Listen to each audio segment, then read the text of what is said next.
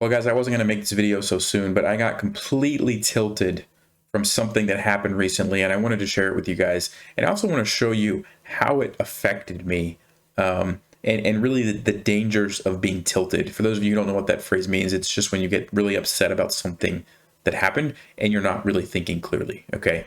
And there's a lot of reasons why it could happen. Sometimes you just go on a losing streak and you just get frustrated because you've lost so many games in a row.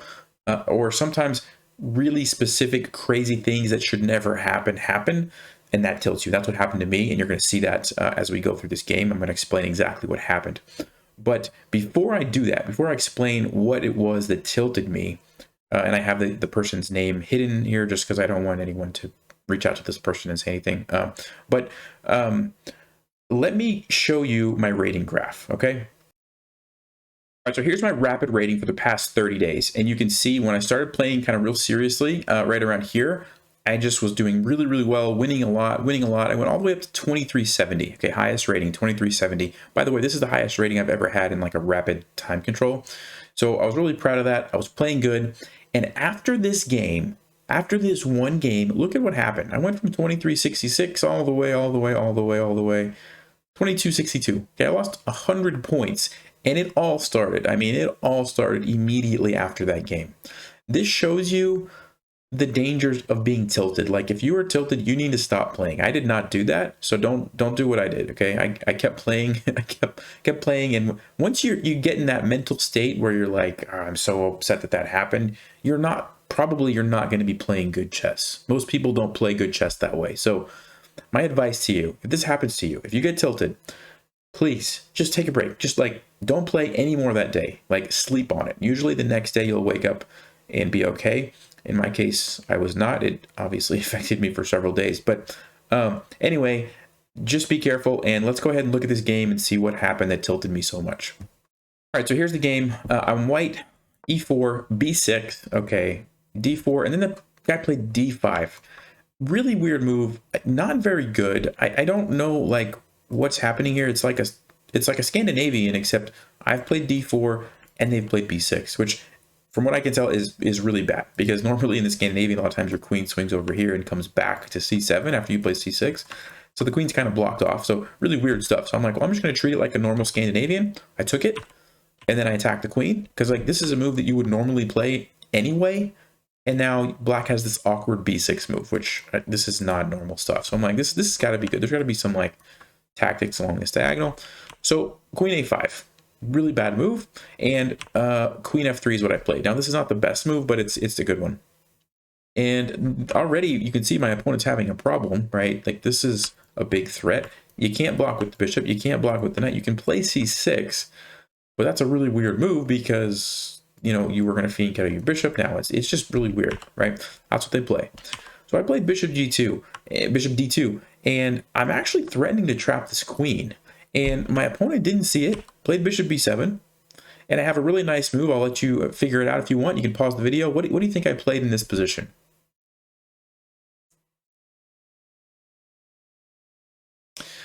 Well, if you're ready to see the solution, the move is knight to b5. And the point is we're unleashing this bishop to create the discovered attack on the queen. And if you notice, where's the queen going to go? Well, that's not an option because I've got this fork, forking the king and the queen. And then the only other move is queen to a4. That's what my opponent played. Queen to a4. And now I'll give you a second. What do you think I played in this position?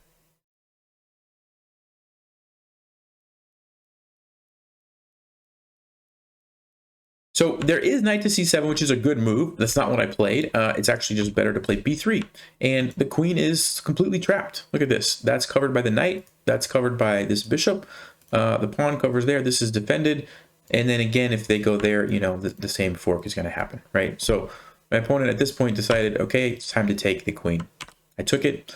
And, you know, they can't even take this bishop back because of this.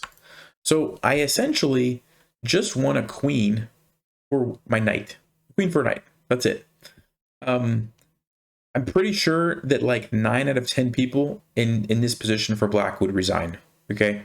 And I was kind of waiting for it, and my opponent like kept playing, and I'm like, okay, well, we can keep playing, and they kept playing. And I'm honestly, I got a little bit frustrated because I'm like thinking, all right, I'm playing good. I'd like to move on to the next game. And this guy was rated like 2200, and I wanted to see if I can get some higher competition. So I'm like, okay, why are we still playing this? Like, this is silly. You know, it's not like I'm low on time. It's not like there's any kind of compensation.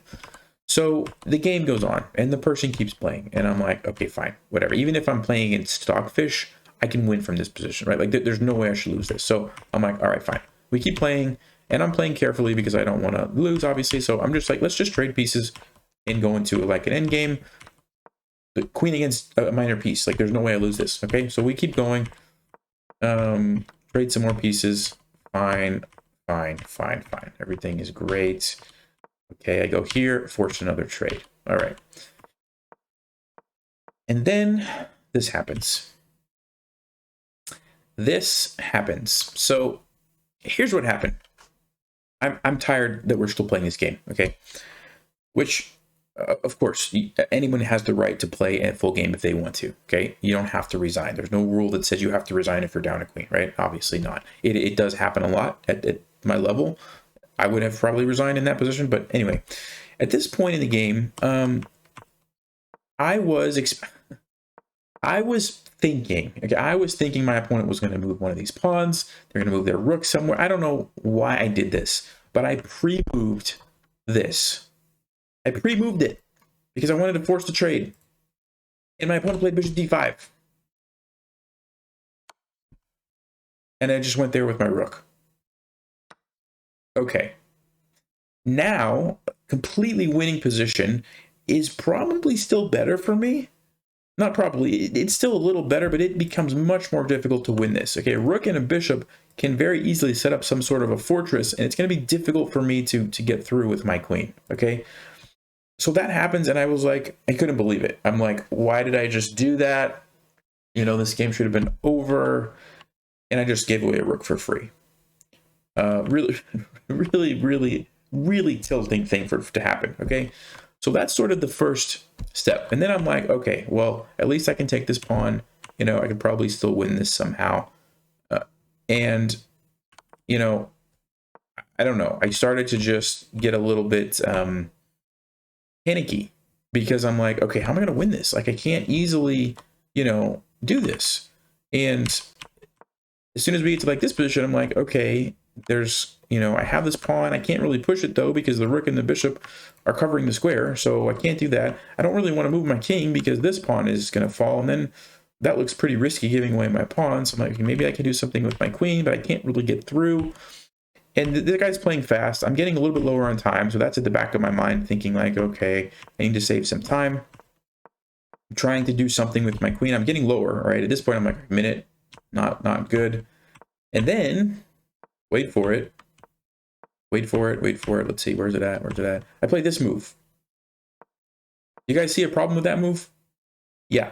Lining up the king and the queen. I had 40 seconds, so I was like trying to hurry. I was thinking I need to get my king somewhere up here to help. Boom. Walked into this. And all of a sudden, the game where I was up a queen for a minor piece, I'm losing. I'm just losing now. Like, I'm down a piece. And I'm about to run out of time. So the game goes on, and I tried to do something, but it didn't work, and guess what? Game over. I lost. Let me tell you guys, I was not happy. And not because I lost a game. Like, I lose games all the time, right? But the way to play so well in the beginning, right? I had that beautiful, let's go back to the beginning here. I had that beautiful knight b5 queen trap. And I was thinking about that, and I'm like, I didn't win the game. I lost the game? Like, are you kidding me? And then even once I had the queen, you know, like let's say this position, queen against a rook and a bishop, it should have been a draw. No way I should have lost this. I could have just perpetual check, done anything, right?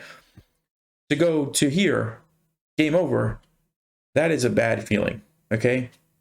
And if I was smart, I would have stopped playing. I would have said, okay, I need to take a break. I need to sleep on it. No more chess for that day. And instead, I didn't do that. I kept playing, and I kept playing, and I kept losing.